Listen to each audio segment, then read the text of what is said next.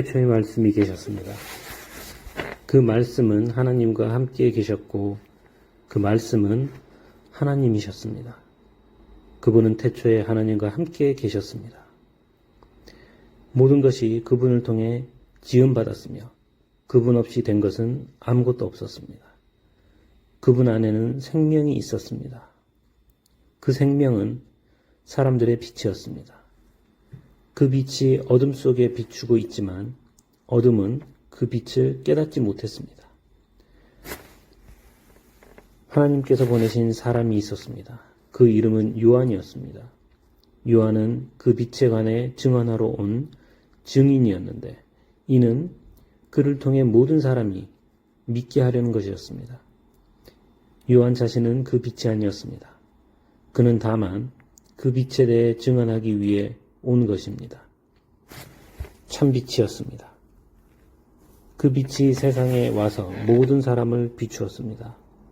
그분이 세상에 계셨고 그분이 세상을 지으셨지만 세상은 그분을 알아보지 못했습니다. 그분이 자기 땅에 오셨지만 그분의 백성들이 그분을 받아들이지 않았습니다. 그러나 그분을 영접한 사람들, 곧 그분의 이름을 믿는 사람들에게는 하나님의 자녀가 될 권세를 주셨습니다. 이 사람들이 하나님의 자녀로 태어난 것은 혈통이나 육정이나 사람의 뜻으로 된 것이 아니라 하나님의 뜻으로 된 것입니다. 그 말씀이 육신에 대해 우리 가운데 계셨기에 우리는 그분의 영광을 보았습니다.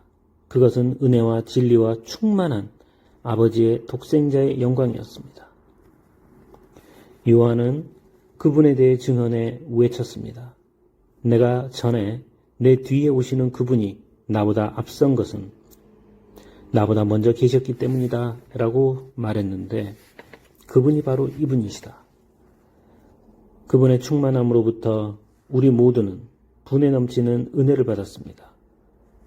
율법은 모세를 통해 주셨지만 은혜와 진리는 예수 그리스도를 통해 왔습니다. 지금까지 아무도 하나님을 본 사람이 없었습니다. 그러나 아버지 품에 계시는 독생자께서 하나님을 알려주셨습니다. 예루살렘의 유대 사람들이 제사장들과 레위지파 사람들을 보내 당신은 누구시오? 라고 요한의 정체를 물었을 때 요한이 한 증언이 이렇습니다. 그는 거절하지 않고 고백했습니다. 나는 그리스도가 아니요. 그들이 물었습니다. 그러면 당신은 누구요? 엘리야요? 요한이 대답했습니다. 아니요. 그러면 그 예언자요? 그가 대답했습니다. 아니요. 그러자 그들이 말했습니다. 그러면 도대체 당신은 누구요? 우리를 보낸 사람들에게 가서 대답할 말을 좀 해주시오. 당신은 자신을 누구라고 생각하고? 이 요한은 예언자 이사야의 말대로 대답했습니다. 나는 주를 위해 길을 곧게 하라고 광야에서 외치는 사람의 소리요. 보냄을 받은 유대 사람들 중에는 바리새파 사람들이 보낸 이들이 있었습니다. 그들이 요한에게 질문했습니다. 당신이 그리스도도 아니고 엘리야도 아니고 그 예언자도 아니라면 어째서 침례를 주시오? 요한이 대답했습니다. 나는 물로 침례를 주지만 여러분 가운데 여러분이 알지 못하는 한 분이 서 계시오. 그분은 내 뒤에 오시는 분인데 나는 그분의 신발을 끈을 풀 자격도 없소. 그분의 신발 끈을 풀 자격도 없소. 주님, 이 일은 요한이 침례를 주던 곳 요단강 건너편 베다니에서 일어났던 일입니다. 다음날 요한은 예수께서 자기에게 다가오시는 것을 보고 말했습니다. 보시오. 세상 죄를 지고 가시는 하나님의 어린 양이십니다. 내가 전에 내 뒤에 오시는 분이 나보다 앞선 것은 그분이 나보다 먼저 계셨기 때문이다 라고 말했던 분이 바로 이분이십니다. 나도 이분을 알지 못했습니다. 그러나 내가 와서 물로 침례를 주는 까닭은 바로 이분을 이스라엘에게 알리기 위해서입니다. 그리고 요한은 또 이렇게 증언했습니다. 나는 성령이 하늘에서 비둘기같이 내려와 그분 위에 머무는 것을 보았습니다. 나도 이분이 그분인 줄 알지 못했습니다. 그러나 물로 침례를 주라고 나를 보내신 분이 어떤 사람에게 성령이 내려와 머무는 것을 내가 보게 되면 그가 바로 성령으로 침례를 줄 분임을 일러주셨습니다. 그런데 나는 그것을 보았습니다. 그래서 이분이 하나님의 아들이라고 증언하는 것입니다. 다음 날 요한은 자기 두 제자와 함께 다시 그곳에 서 있다가 예수께서 가시는 것을 보고 말했습니다. 보라, 하나님의 어린 양이시다.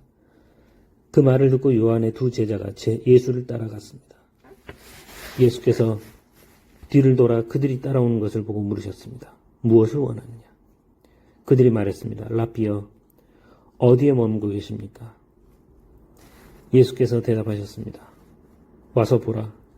그래서 두 제자는 가서 그분이 계시는 곳을 보고 그날 그분과 함께 지냈습니다. 때는 오후 4시쯤이었습니다.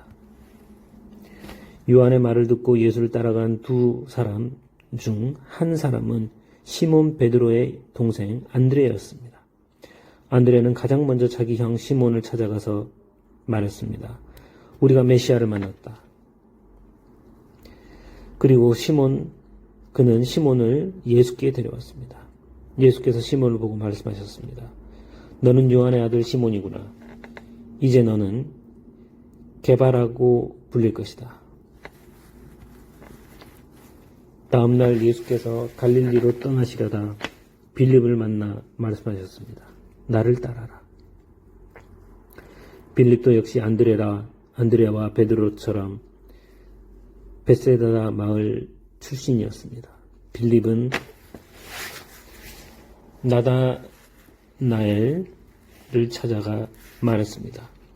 모세가 율법에 기록했고 예언자들도 기록했던 그분을 우리가 만났소. 그분은 요셉의 아들 나사렛 예수시오. 나다나엘이 물었습니다. 나사렛에서 무슨 선한 것이 나오겠는가? 빌립이 말했습니다. 와서 보시오. 예수께서 나다나엘이 다가오는 것을 보시고 그에 관해 말씀하셨습니다. 여기 참 이스라엘 사람이 있다. 이 사람에게는 거짓된 것이 없다. 나다나엘이 물었습니다. 어떻게 저를 아십니까? 예수께서 대답하셨습니다.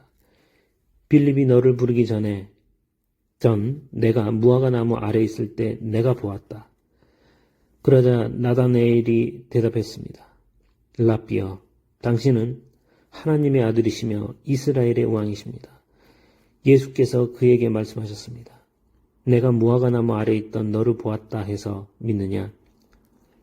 이제 그보다 더 큰 일도 보게 될 것이다. 그리고 예수께서 덧붙여 말씀하셨습니다. 내가 진실로 너희에게 말한다.